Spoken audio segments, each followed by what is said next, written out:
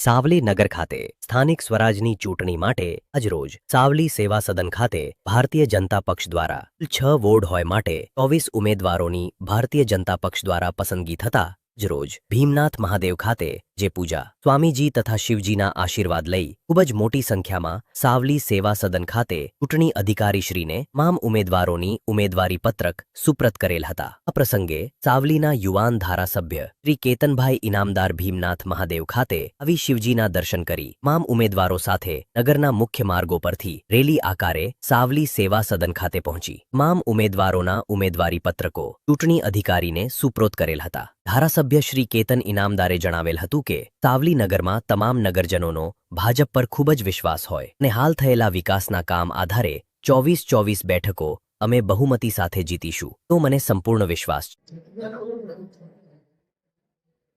આજરોજ સ્થાનિક સ્વરાજ્યની ચૂંટણીનો ઉમેદવારી પત્ર ભરવાનો છેલ્લો દિવસ હતો।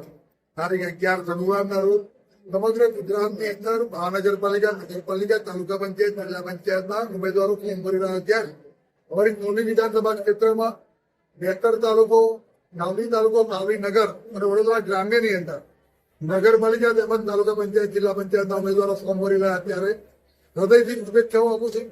આવનારા દિવસોની અંદર છેલ્લા 30 વર્ષથી ભારતીય જનતા પાર્ટીનું ગુજરાતમાં શાસન હોય ત્યારે આદરણીય વડાપ્રધાન, દેશના વડાપ્રધાન નરેન્દ્રભાઈ મોદી સાહેબ જે રીતે કામ કરી રહ્યા છે, ગુજરાત રાજ્યના મુખ્યમંત્રી ભૂપેન્દ્રભાઈ પટેલ સાહેબ અને નાયબ મુખ્યમંત્રી હર્ષભાઈ સંઘવી જે રીતે કામ કરી રહ્યા છે અને સમગ્ર ગુજરાત ભારતીય જનતા પાર્ટીનું સંગઠન જે પ્રકારે એક સંગઠનાત્મક કામ કરી રહ્યા છે ત્યારે હું વિશ્વાસ રાખું છું કે બધા જ ઉમેદવારો આજે જે ભારતીય જનતા પાર્ટીમાં ફોર્મ ભરે છે તેમને વિજય થશે અને એમાં ખાસ કરીને સાવલી ડેન્સર, સાવલી નગર અને વડોદરા ગ્રામ્ય તમામ વર્ષોથી મતદાતાઓ ભારતીય જનતા પાર્ટીની સાથે છે।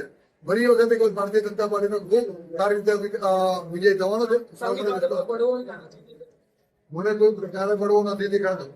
એક પારિવારિકતા, એક કોઈ પણ જગ્યા પર નાના મોટા પ્રશ્ન ઉભા થયા હોય, મને વિશ્વાસ છે કે આ મારો પરિવારનો પ્રશ્ન છે, સાથે રહીને હું પૂરું કરું। સેમીફાઈનલ, ફાઈનલ હર હંમેશ જીતવા ટેવેલા છે। હાર અમને ગમતી નથી અને જીતવા માટે જ અમે કટિબદ્ધ છીએ। એટલે આ પણ અમે જીતવા નથી। ના, એ પ્રતિ આક્ષેપ તો અલગ છે, મન દુઃખ છે, આક્ષેપ નથી। એ તમારી મીડિયાની ભાષામાં આક્ષેપ છે, એમને મન દુઃખ છે અને મન દુઃખ એમનો હક છે। કોંગ્રેસ તો છે જ નહીં, કોંગ્રેસ તમને અપક્ષ આપવા આવે છે અને અપક્ષ પણ હજુ 15મી તારીખ બાકી છે।